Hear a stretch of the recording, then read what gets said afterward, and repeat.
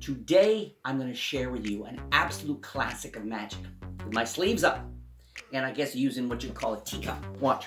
Along with the teacup, we also have this piece of paper. It is a green piece of paper, so of course, with a wave of my hand, I can magically change it into, I don't know, what would you call that? And it looks a little like, I guess the world's a small little paper lime. It almost looks like a lime a little bit. Now look, if I take it, put it in the pocket, snap my fingers, look, it reappears back. To do it once is fine. Question is, can I do it again? And I can. Look, not just the left pocket, I can take it if I want, and I can put it in the right pocket, snap my fingers, and boom, it appears there. I can even take this and drop it through, and look, it just sort of melts right through. Back in the pocket, snap my fingers, boom, it's back under there. The hard part is to actually have it melt through, not just the cup, but could I do it through the tabletop? I mean, that would be pretty good if I could take the little lime here and go 1, 2, and on 3, it melts up through. 1, 2, and 3, I mean, that would be a good trick. What would be a great trick is, as it melted up through, that little piece of paper turned into an actual real lime. I think you'd agree. That would be pretty awesome. I could spend 2 hours just talking about this trick. But since, of course, I'm Jay Sankey, I'll spend 2.5 hours. No. If you're familiar with magic, if you're quite experienced, this did not deceive you. If you're relatively new to magic or you don't know any magic, I bet this deceived you. And it wasn't that this deceived you or even my sleight of hand. It was more you that deceived you, because this trick is, in essence, it's the ultimate misdirection trick. There's so many subtleties, so much you can learn about the art of magic, about pulling focus, orchestrating focus. I'm going to reveal all the secrets to you. And not all the secrets, because you could study this as I have your entire life and still only scratch the surface. There's always so much to learn about the optics, the psychology, the pacing, the timing. This is all. But I'm going to try to make sure that I'm basically going to give you a crash course in this on a beginner level. So you too, with a little bit of practice, particularly in front of a mirror, can learn how to do this really beautiful piece of magic, okay? Nothing's gimmicked. You can do it with any cups and glasses and all these kinds of things. The fact that it uses a piece of paper and a line is all pretty organic. I'm going to jump into the secrets in just a second. And definitely, if I were you, stay tuned to this. You're going to see if at one point you understand something, the next moment you're not going to understand it. There's really many layers here, so I'm going to really, as always, try to make it worth your while to watch the whole video. I'm also going to reveal, last week we had here on the channel, I gave away a second sight, a trick of mine called Second Sight. As always, you can find this stuff and check out the kind of cool previews, I think. All the kick-ass previews at SankeyMagic.com. But Second Sight, I'm going to announce the winners. Here they are right here. And maybe, I don't know if you saw your name or not there. And a question of the week. Every week I love to give away magic. This week I'm giving away a trick of mine called Cutting Edge. It is a cut and restored signed card. And unlike most cut or torn cards, this happens with the signature facing the audience. They see you cut the card right in half. It's a pretty cool principle, 100% convincing. You will find it, again, at SankeyMagic.com. Look up Cutting Edge or search for Cutting Edge. But I'm going to give away 12. You're going to have a chance to win 12. And all you need to do is leave a comment right now down below this video. That's it. Here's the question I'm going to ask you. If you could produce anything under this cup, what would you produce? Okay?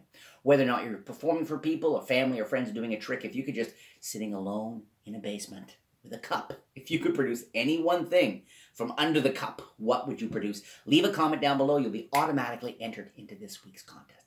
Okay, now let's get into the magic here. In a moment, I'm going to stand up, and we're going to see a lot of about sort of the body ballet involved in this. But let me just talk about a couple of the basics here. First, along with this green piece of paper, you also are going to be using a second green piece of paper. I know, Jay, with all the fancy props. And the basis of this is a good vanish. The ability to take an object and make it look like you put it in your hand, and then it's gone. Okay. Now, magicians sometimes like to be overly particular, and what we do is we'll use our fingertips because we want you to really see it go in there, so you're totally convinced. And I agree that this I'm using a retention vanish, that this looks very good. Okay. Get this off camera just for a beat here, that my retention vanish can look very strong, like it goes inside. Okay, what I'm doing, and I'm going to touch on this for just a second because I want to show you another vanish in a second, is And you know, you can call it a vanish, but we also call them false puts. I know magicians and they're technically the false put because it looks like it goes in. What I'm doing is this. Okay, I'm putting it down, and I'm literally just kind of, as it goes down in here, I'm rolling it in behind these 3 fingers. Okay, holding it there with my thumb just long enough, because right now if the thumb's not there, it falls out. Okay, but if I gently curl the 3 fingers around it, then it's held in place. Okay, so I lean forward, emphasizing it, pretend to put it in the hand, and as soon as the fingers are curled up, I will sneak it back in behind the fingers and come away with thumb and finger slightly exaggerated. This is theater. When you're in the 40th row in a big theater, the people on stage, they exaggerate things. So they read, so you can see them and see what's going on, the broad strokes from the 40th row. So here, when I put it in the hand, I'm going to bring the fingers away. I mean, you would swear that's going in there. And the big key to this is my lack of hesitancy. The flow. Boom. You really believe that's going in. And that's many years practice just to make that look good. However, in this trick, I was mostly doing this technique. It's easier to do, where it made it look like I just put it in the hand. I'm not even holding at the tips. I'm literally holding it at the base of the fingers. My thumb goes on it, okay? Just as I apparently, and then everything relaxes. So with this trick, I am using a duplicate. I've got one. I've got this is, again, I didn't even get, that's how cheap I am. I didn't even get a fresh one to show you. Got this, I've got my lime, and I've got this. All right? So, let me walk through this a little bit to show you what's going on here. So, I'm wearing a jacket. I want it to hang loose. Okay? You could have this secretly in your right pants pocket here, but then it's a different kind of impression. People might think it's going to be a different kind of show. A really big show. So, I'm going to have it in this jacket pocket here. I've got my sleeves tucked up a little bit, like this. This is here, and this is here. Now, how do you start? There's lots of ways. In this performance I did with you guys, I used the situation. And that's what a magician does, is you use this. I had this actually resting on my leg, okay? I didn't want to, and that way I could show you my hands were empty, my sleeves are up, okay? You could see the cup was empty. And that allowed me, as I stand up, to get this off my leg into my hand, because that's where I need it, all right? Because I'm going to secretly load this underneath. And the action is passing this here. It's in the passing of the cup that I then, this is the back view, it's here, and with a gesture of the 2 hands, okay, or just by allowing it to, while I'm picking up something else, I can roll, it rolls inside. Now, if you're going to watch only this hand, you're going to maybe see it or get a sense, but that's why I need to be constantly misdirecting you. Now, if you were performing this with friends and you weren't seated and didn't start like I did, you could start like this. You could have this, or you could even have these 2 items in separate pockets, right? Say along with this, and they can see your hands are empty, okay? Along with this, I'm also going to use somewhere here. I got a piece of paper here, okay? Both hands go in the pockets. This hand finds it, but you've been able to steal it under here. Or you could even start like this. Piece of paper and this, right?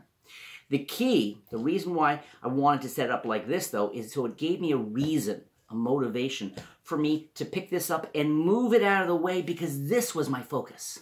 It's this moving around of your focus that really works in this trick. So you start by secretly letting that roll in there. That goes down. Then I've got this here, and I want to plant a time lapse. Okay, they saw that was empty a moment ago. My hands were empty. I crumple this up, and that's when I riff the line. What is that? I don't know. It looks like a grasshopper, or maybe not. Maybe it looks like a ping pong ball or a lime. It's like a lime made from paper. And I plant this image, this idea of a lime. All right? Next, I take it. I show it, and we do that false transfer. Remember we were talking about taking this? And now notice, I can do this, but then it looks suspicious. Whereas if I do a broader action, show someone this and sweep it on over there, boy, you believe it's in that hand, okay? I believe it, so you believe it. One of the big acting ideas. So here, take it, put it in my hand, snap my left hand, boom. Nobody's looking here. It's hanging by your side, okay? If you do this, and then here like this and this, well, everyone's going to go there. But if you do this, and the moment you do the false put, this drops to your side, snap, put it in your pocket. Everyone thinks it's in the pocket. Snap your fingers. Now, the first time you do it, everyone's taken off guard. Okay, everybody's going to be watching this. So there's no reason to be, you swing this up to take this here to pick this up. That's the motivation. And because I have this here, what do I do as I pick it up? I let it slide back in. My duplicate's going back inside. I did it once. Do it again, okay? And again, you could do a fancier put if you want, or just repeat it in. I mean, look how fair that is. Maybe this time snap with your right fingers, okay? Boom. Because this audio suggests this is empty. So when you do it together, it really suggests that this hand's empty too. And boom, that's the second time. Now, we've done it a couple of times in a row, which is really magical. How do we get the alignment? And how about that time when the one penetrated through the other? You're going to like this. I'm going to reveal that secret in just about, 60 seconds. Okay? So stay tuned as I now announce the winners from last week. The second sight winners this week are Ethan Bartolic, Chuck Horgan, Paul Thackey. What do you like to drink? Sometimes I like a little Thackey. Saki. Cheryl Strong, Gerardo Roca, Curtis Biddorf, Keith Alcone, Mr. Dog 88, Mr. S Dog 88. It's a lot of dogs. Larry Heazon, Jorge or George Gonzalez, Cash Talks, you won, and Charles Bulsara. You guys won, okay? As I always say, contact my team by sending an email to contact@Sankey Magic. Makes sense? Contact@Sankey Magic. Let them know, hey, I won, and I won a second sight, so give me my, ship it to me. Give them your real name, your YouTube name, like Mr. S Dog 88. I bet you got a real name, I hope. So your real name, your YouTube name, your shipping address, and my team will send it out to you, okay? So email them. All right. Now, you're going to like these two or three little secrets I'm going to share with you right now. So what are we doing? We've had this vanish from this pocket a couple of times and appear in there. Let's just say we did this. This is our second time. We snapped our fingers. We lift the cup. Boom. Oh, my God. How does he keep doing it? We let it roll back in there, right? This time, okay, we can do it the other way, which is the same thing. I'm going to do it from my left hand. And I go to my pocket. I've got nothing, right? So putting it in there, going in my pocket. I've got nothing. Snap my fingers. Lift this up. And as I lift it up, I turn upside down. Okay. They see, oh, he did it again, and now I'm going to hold it from the bottom with the other one below it. Okay, I'm holding it from the bottom with the other one below it. Now I can take this and have this really magical moment. I love this moment because they see it just sort of, it's not about a false transfer this time. It melts right through. I mean, that makes no sense. And so I've got it down here, and I time it. You got to watch the timing. If you do this, it's not going to look good. Okay, you're not going to be able to say, oh, it's another world, there's a time delay. Started in New York, ended up in Paris. No, it's not going to work. You got to get the timing right where it drops. Boom. Looks so cool, okay? Then this turns back over, still loaded under here. And what's nice is after these several where it looks like I'm putting in, this time I really do. They see it go inside. Now everybody's focus is back here because it looks so impossible. What is going on? And as I start to lift this up, everybody's looking under there, right like this. And that's when I load in the line, okay?